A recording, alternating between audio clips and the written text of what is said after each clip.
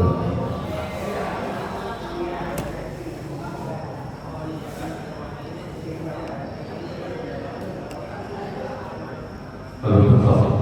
ดสอบของทดสอบได้ในโลกล้วนอนิจจัง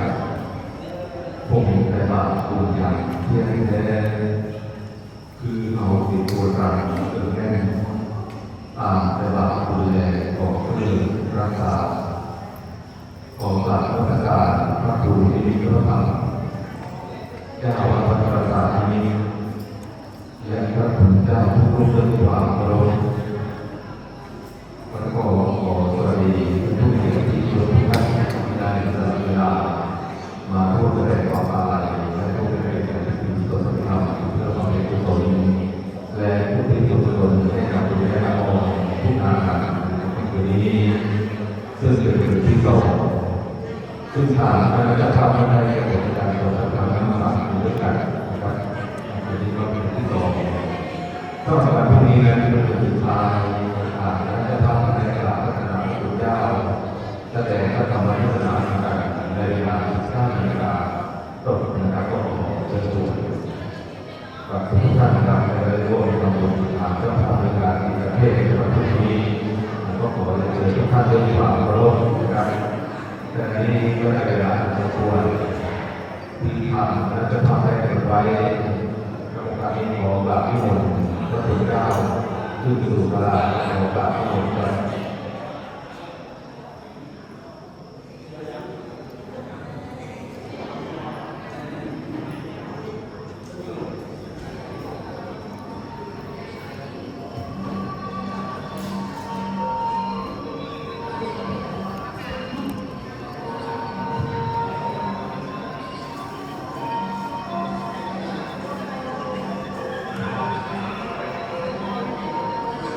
ท่านผู้เกียรติ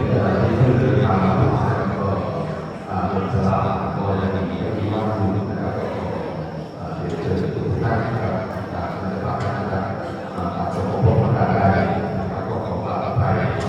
ทุกท่านที่มีด้วยนะครับ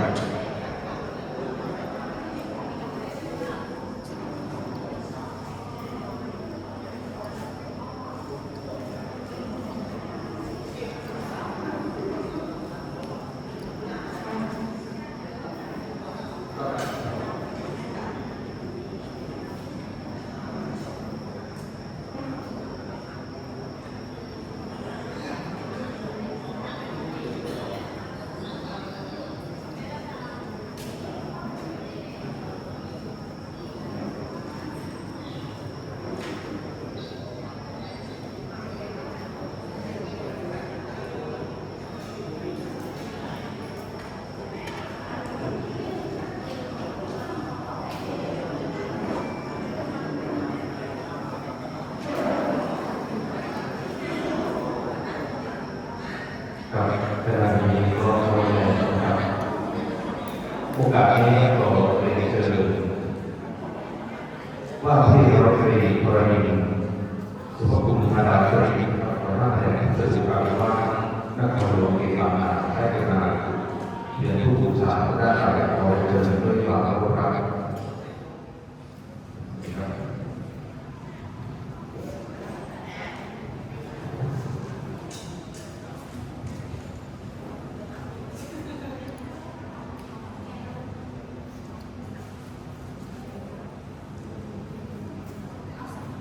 ถ้าเราต่อไป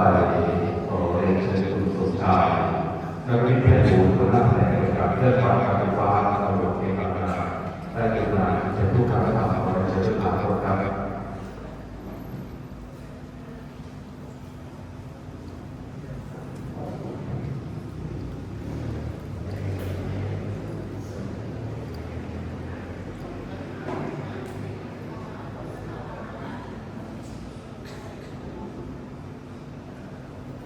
ครับต่อไป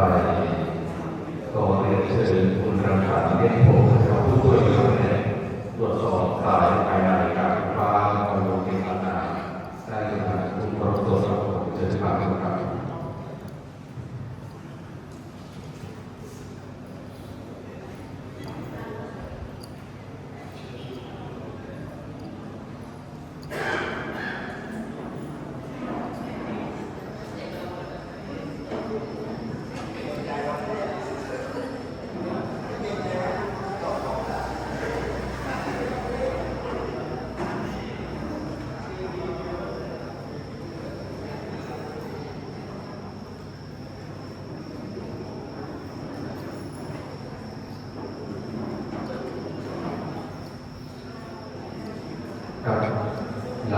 ไป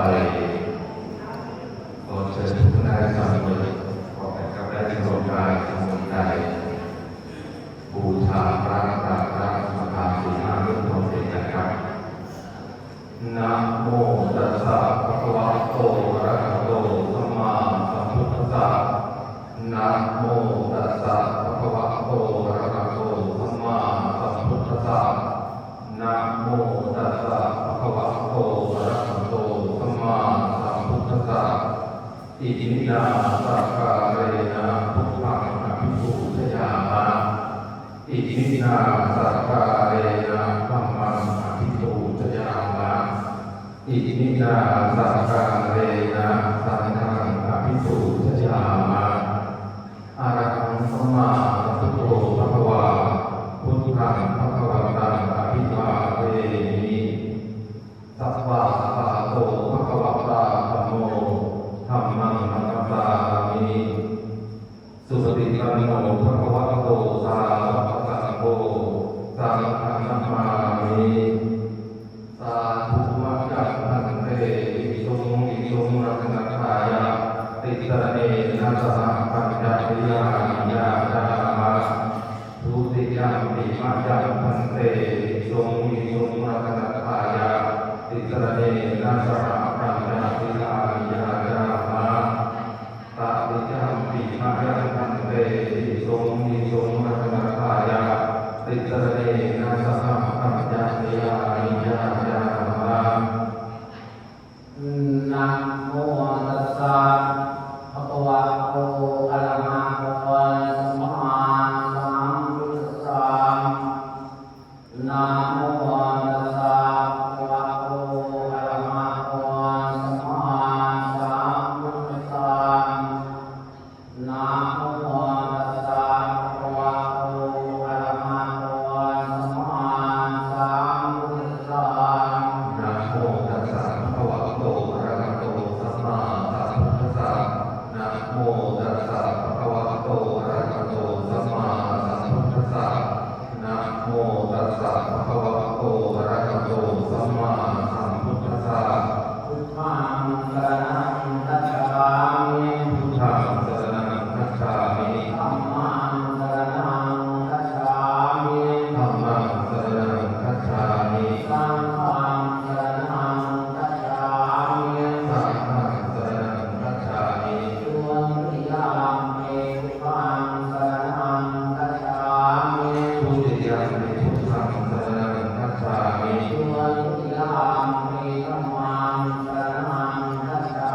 มิ ทุติยัมปิธัมมังสรณังคัจฉามิ ทุติยามปิสังฆังสรณังคัจฉามิ ทุติยัมปิสังฆังสรณังคัจฉามิ ตาติยามปิพุทธังสรณังคัจฉามิ ตติยัมปิพุทธังสรณังคัจฉามิ ตาติยามปิธัมมังสรณังคัจฉามิ ตติยัมปิธัมมังสรณังคัจฉามิ ตาติยามปิสังฆังสรณังคัจฉามิ ตติยัมปิสังฆังสรณังคัจฉามิ ปานาติปะตังเวรมณีสาสัพพังสมาธิยามิ ปานาติปาตา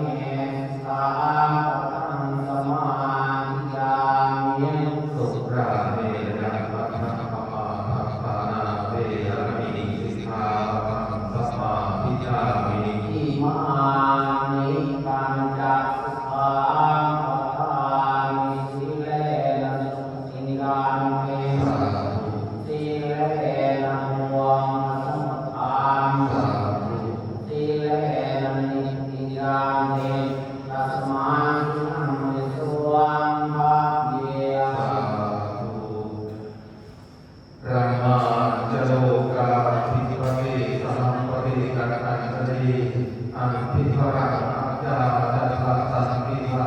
สัทธารัชทัชชาติภาเทเสยุธรรมังอนุกรรมปิมังปัจจัง นะโมอันตันสัมภะวะโตอะระหะโตสัมมาสัมพุทธัสสะนะโมอันตันสัมภะวะโตอะระหะโตสัมมาสัมพุทธัสสะนะโมอันตันสัมภะวะโต อะระหะโตสัมมาสัมพุทธัสสะพุทธัสสะธัมมังพุทธัสสะธัมมังไปยะปัตตาธัมมังปัตตะเมยะธัมมังพุทธัสสะยัสสมิธัมมังเยะธัมมังวัฏฏังพุทธัสสะเยะตังอุปานังโมติโสภะนังตัสสะมะปะตังญาณัสสะปะยุวันตังดวงปาลังมะนังวาสันตาลังมะนังวา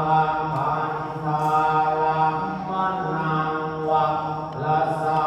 ลังมะนังวาโหตังปาลังมะนังวา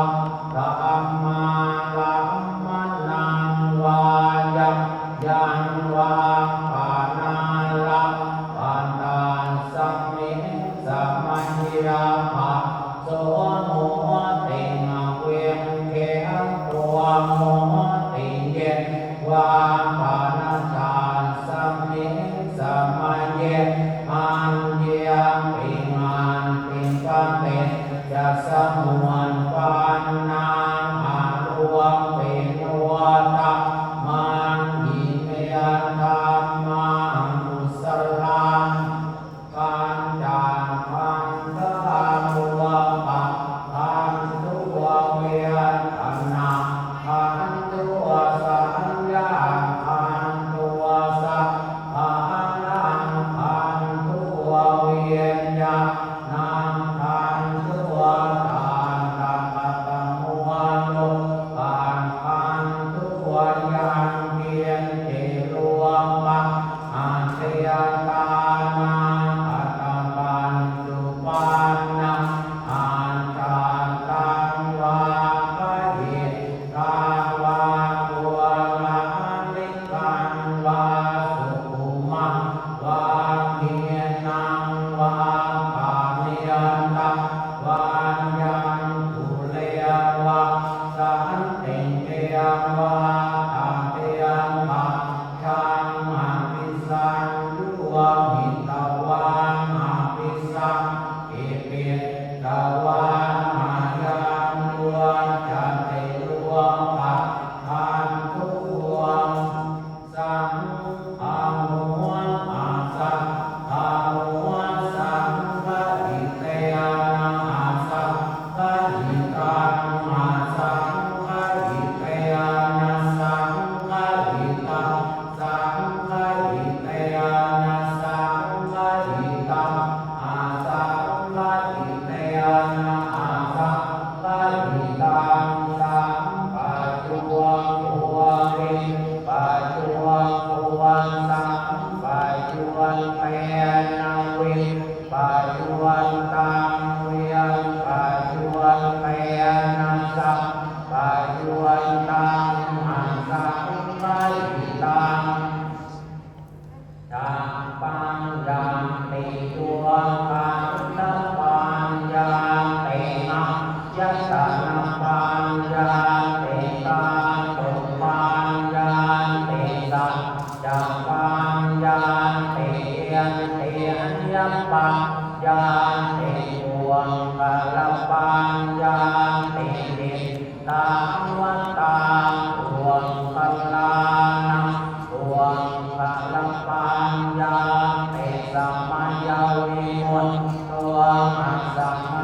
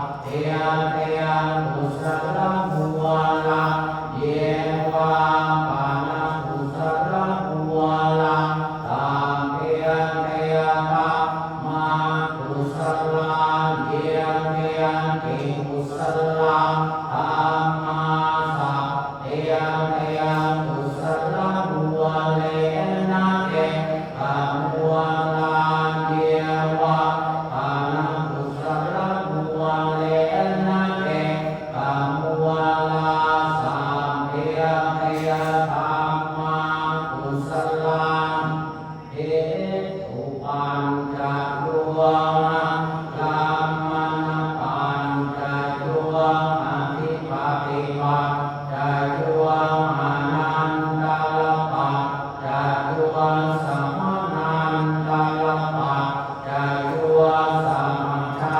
ตปัจจายุวังนัมยมันยปัจจายุวังเยนกายปัญจายุวังอุปาเม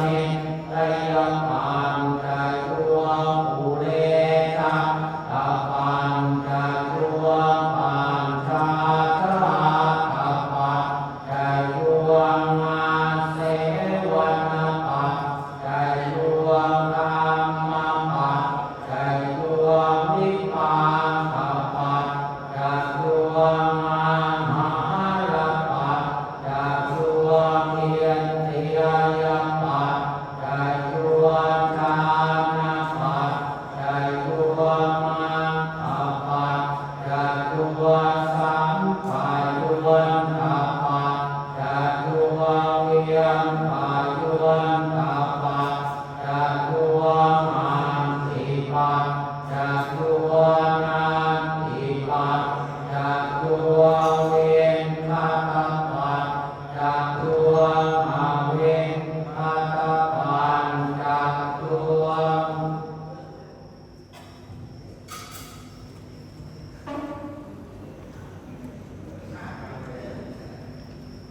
ครับลำดับต่อไปจะได้ร่วมกันเป็นพระศีสานปาภาทอดผ้าไตรพระสงฆ์เพื่อที่กุศลให้กับผู้บริสุทธิ์โอกาสนี้ขอเรียนเชิญคุณ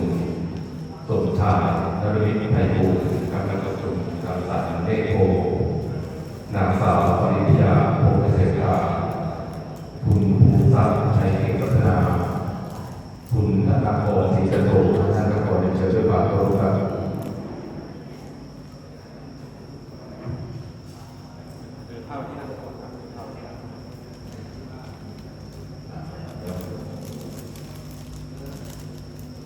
ว่าขอบุญกุศลในวันนี้ที่ทางคณะญาติและครอบครัวนะครับในวันในวันนี้ขอจะเป็นพระบาทใจส่งผลบุญนาให้ดวงวิญญาณของคุณแม่ของผู้ดาราสู่สุคติในสัมปรายภพว่าครับนามาอุปังอนิจจังนามาอุปังทุกขังนามาอุปังอนัตตาขอกุศลผลบุญโปรดนำคำคุณดวงวิญญาณของคุณแม่ละอองผู้นานานขอให้พบดวงแก้วขอให้แก้วลงมาขอให้ได้รับผลบุญทานที่ข้าพเจ้าจะพิจารณาด้วยเธอว่าข้าเลยครับ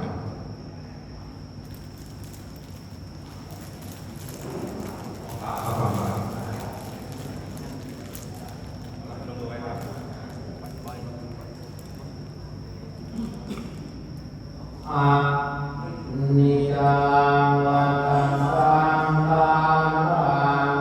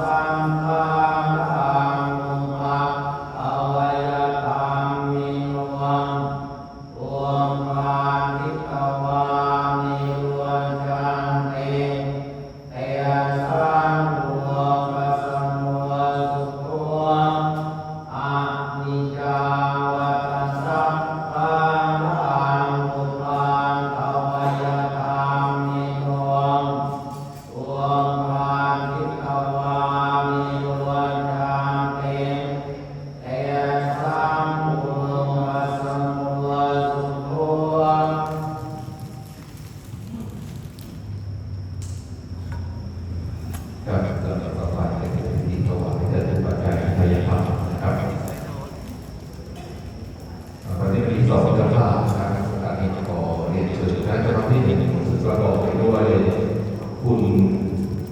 มณฑลที่นันชัยนะครับแล้วก็ว่าที่รัฐมนตรีพรมินทร์สุภกุลธาราสรีนะครับแล้วก็คุณกัลยาโกรเมฆโพคุณไพศาลอภัทรและคุณนพพรพิมพ์เกียรตินะครับเป็นเชิญท่าน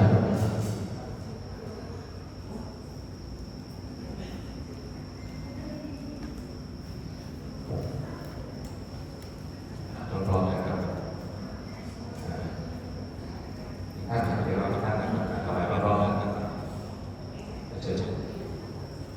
เมื่อพร้อมแล้วจะผ่านถวายนะครับสาธุครับครับลำดับต่อไปขอเชิญท่านเจ้าภาพที่สองซึ่งประกอบด้วยคุณสมบัติเกียรติสะอาดคุณอรวรรณสุรตินะครับคุณสายไหมภูศรีคุณดวงราชอินทราคุณมาริวันจันทร์เดชพัฒน์นะครับท่านเชิญครับ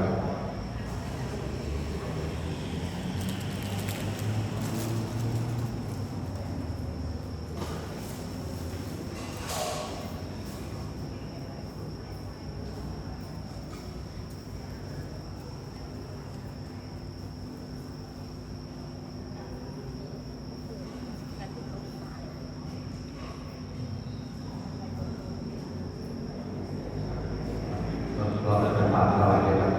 สาธุครับ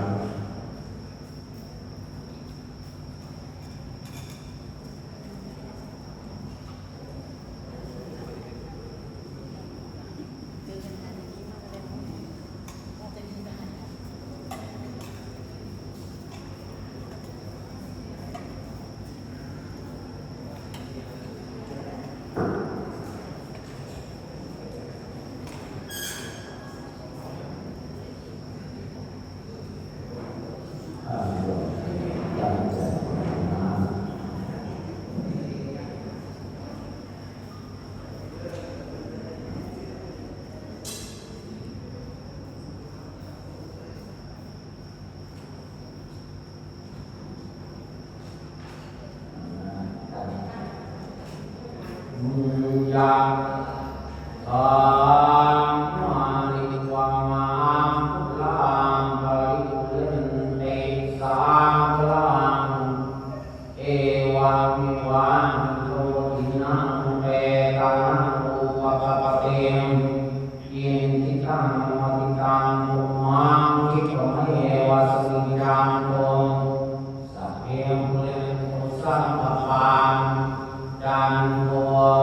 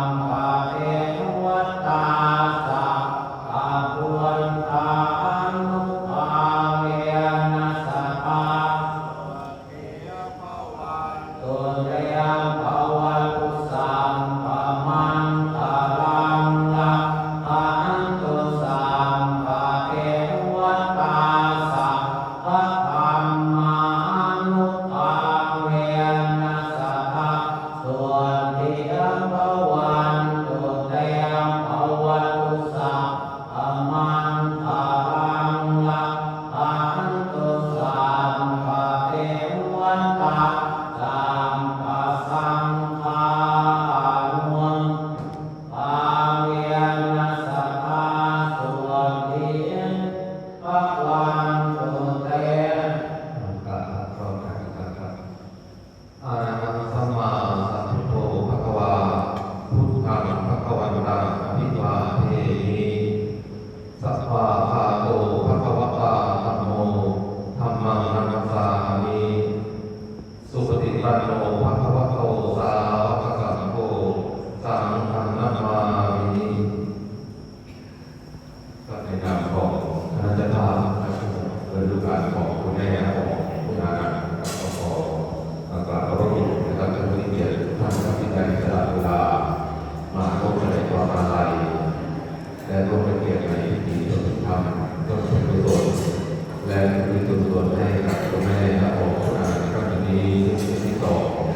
และสำหรับในพรุ่งนี้นะครับเช่นสุดท้ายครับถ้าได้ภาพในการพัฒนาพระพุทธเจ้าแสดงพระธรรมพัฒนาเหมือนกันในเวลาทุ่มตรงนะครับทุ่มตรงของพรุ่งนี้นะครับ ครับสำหรับวันนี้ก็เวลาของพระเจ้าภาพนะครับก็ขอกราบขอบคุณทุกท่านอย่างสูงนะครับขอให้ทุกท่านเดินทางกลับบ้านโดยสวัสดิภาพครับกราบขอบคุณครับ